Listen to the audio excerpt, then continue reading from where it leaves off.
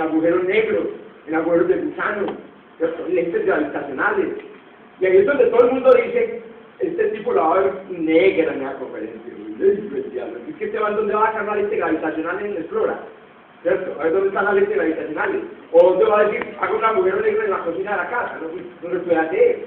Entonces, ¿qué sucede? Resulta que ahí es donde yo quiero, digamos, mostrarles a ustedes que no tiene sentido. La idea de acercar la ciencia nueva entre comillas, llevamos para 100 años de la teoría de relatividad y ya todavía no la llamamos ciencia nueva. La ciencia nueva es hablar del mundo, pero con el nuevo sentido que propone la teoría. Hablar de todo en el mundo. O sea, hablar de un boom desde el punto de vista de la nueva teoría. Y eso hace referencia a una cosa que todos los físicos y creo los biólogos y los químicos saben, y es que las teorías fundamentales, como la teoría de la relatividad, no hablan sobre una partecita del mundo. ¿Qué es la teoría de la relatividad? Le preguntan a uno, ¿no? Es la teoría que habla sobre los agujeros negros. ¿Qué es la teoría cuántica? La teoría cuántica es la teoría que habla sobre lo muy chiquito. Y eso, lamentablemente, también respecto a la posición de algunos colegas, no es así. La teoría de la relatividad habla de todo, ¿cierto? Habla del jabón de cocina, la teoría de la relatividad habla de las estrellas, y habla del perro, y habla del pipí del perro, habla de todo, de todo. Y la teoría cuántica, ¿de qué habla? No, así sí habla de los chiquitos, tampoco habla de los chiquitos.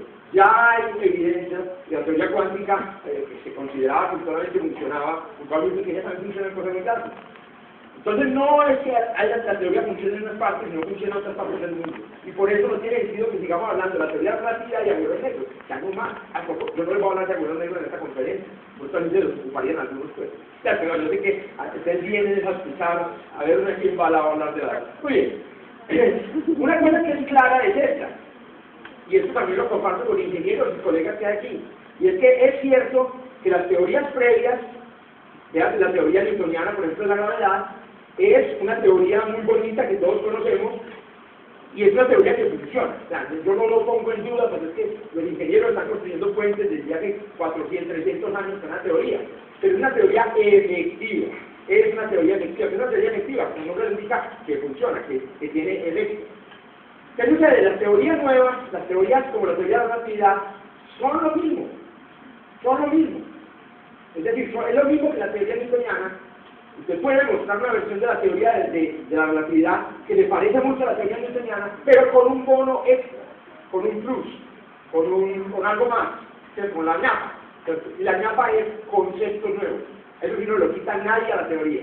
Y ahí es donde, de nuevo, yo digo, ¿por qué no enseñamos los conceptos nuevos, aunque les enseñemos otra vez la versión efectiva de la teoría? Oye, entonces después de esa carretilla inicial medio filosófica, epistemológica, o lo que sea que diga alguien que no sabe nada de epistemología, entonces entremos en materia, y sobre todo en imagen, para hablar un poco entonces a qué nos referimos cuando hablamos de la relatividad de la vida cotidiana. El asunto de la relatividad, básicamente, es ese que hay. Yo creo que lo hubiera expresado bien William Shakespeare y Hamlet, obviamente, si hubiera tenido, digamos, esta posibilidad, la posibilidad de, digamos, decidir relativo o no relativo. Ese es el propósito de la relatividad. La teoría de la relatividad es una teoría para buscar en el mundo, en la manera como la gente mira el mundo, qué cosas son comunes y qué cosas no lo son. No son comunes. Las cosas que son comunes las llamamos absolutas o invariantes.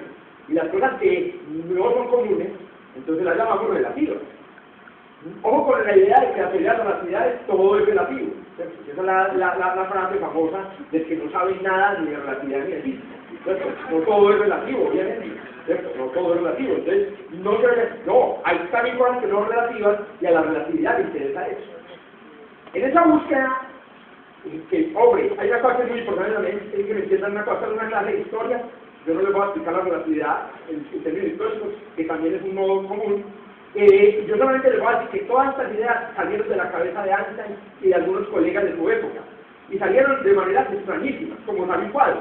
Estamos delante del lienzo y no te dice, no sé, te pasa una manita, ¿cierto? Se tira una mancha azul, y al final no le salía ningún paisaje, ¿cierto?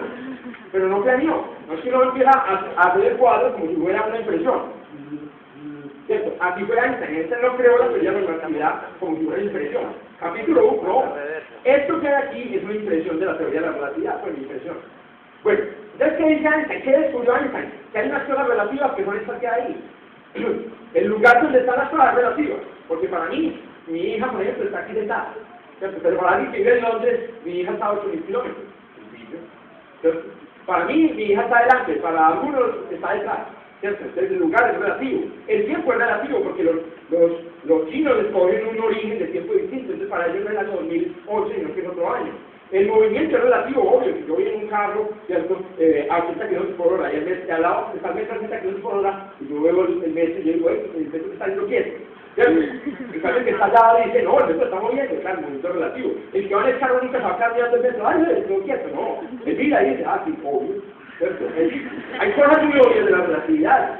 Hombre, la energía es relativa, los campos son relativos. Pero hay cosas que descubrió Einstein que son relativas que no sabíamos que lo eran. La duración. Esta conferencia va a durar una cantidad observada por nosotros aquí y otra va a durar otra cantidad observada por los astronautas en la estación espacial que la están viendo obviamente por el streaming.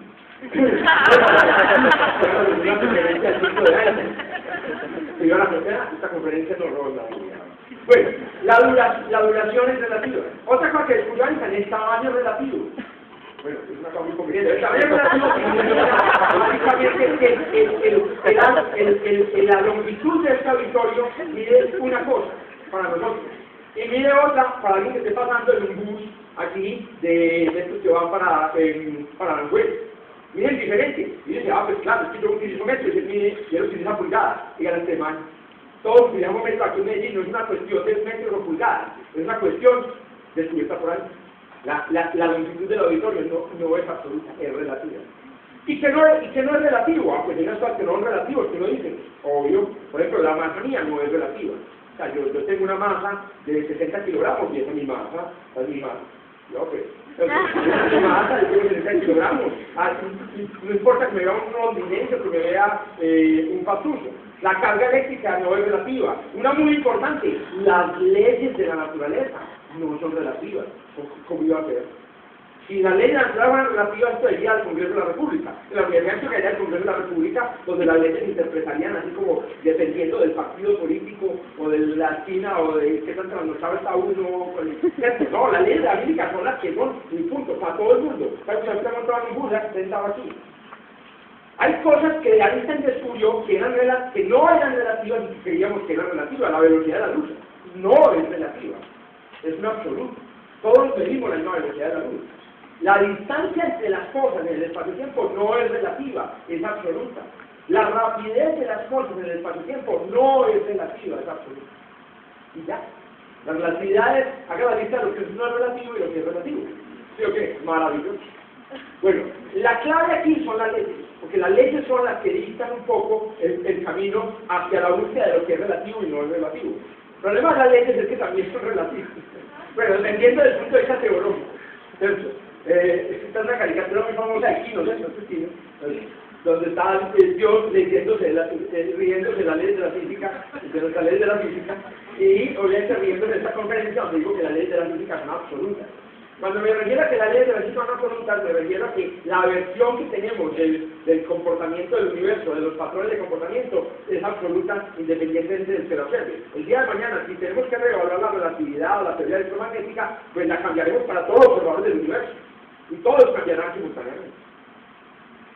Bueno, muy bien. Entonces, siendo esa la clave del entendimiento de lo que es en el fondo la relatividad, pasemos ahora a ver algunas consecuencias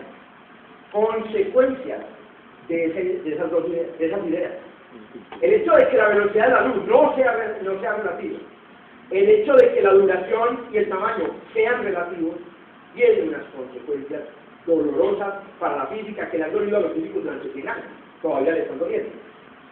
Una de las cosas que descubrió Einstein al descubrir que era relativo y que era relativo era que todos sufrimos de una terrible miopía o una terrible percepción limitada del universo. Les voy a decir, con esto les digo todo. Tiene una pintura espectacular, ¿no? Ahí está bajo el nombre. Búsquenlo en Google. Julian Bieber. Es un tipo raquísimo que tiene